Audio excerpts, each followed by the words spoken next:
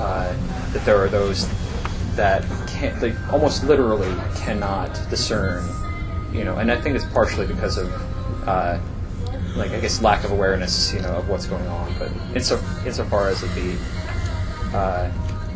the media is almost directly talking to the individual, and I think that when the explicit and the implicit are there's no longer a strict line. That's when schizophrenia happens. But I guess what I'm getting at is that if you look at the Columbine kids, there wasn't a breakdown of the line between fantasy and reality. They did what they did because they hated those kids and they wanted to kill them, and they thought they'd be famous for it, and they were right.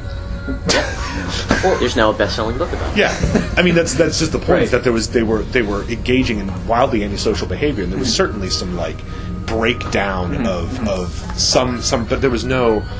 I don't view that as a failure to distinguish reality. Well, don't you see that the reason why they did these things is because they wanted to be well-known and dispersed within a media, radio. Oh, sure, but that was a successful calculation about the way reality worked. That's not madness.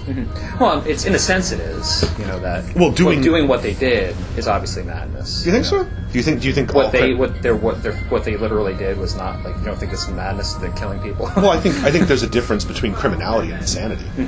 People do lots of criminal things, even wildly criminal things, for perfectly rational reasons. They knew what they were doing. But isn't that a sort of meta insanity? That I just think it's even worse. I don't know. Maybe I'm too tolerant, but I have this idea that incentive structures are what they are, and if you want a certain thing and you set about achieving it in a way that other people don't approve of, as long as you're prepared, as long as you recognize what the consequences are, you're not deluded. You're just doing something else. You know what I mean? I feel like they would have to have been. The guy who shot President Reagan because he thought it would make Jodie Foster love him. That's madness. Right, but don't you see that there's still that in his he still deduced that this results from this could potentially be a result from this. What if he was right? What if Jodie Foster fell in love? That's the same argument for that. The Columbine kids, they knew what they were doing. Well, let me put in it this way. retrospect, If his goal was simply to draw her attention to him, he succeeded. Yeah. Okay. But he honestly thought that this would make her love him, and that doesn't track observed behavior at any. I guess my point is that you don't need to postulate that the Columbine kids were insane to account for what they did at all.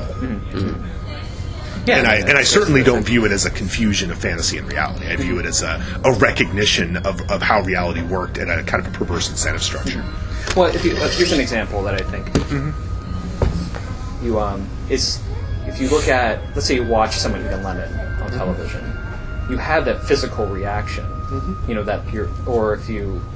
think that's a pretty good example. Just watch someone eat a lemon, and you will feel your taste. There's a direct, real experience from that, from that symbolic, sure. So I'm saying that may not be a direct association to that, but I think that there are individuals that immediately identify with something like a television screen, and then that affects how they are in the present moment, or how they think, or how it constructs some kind of constellation of what they do.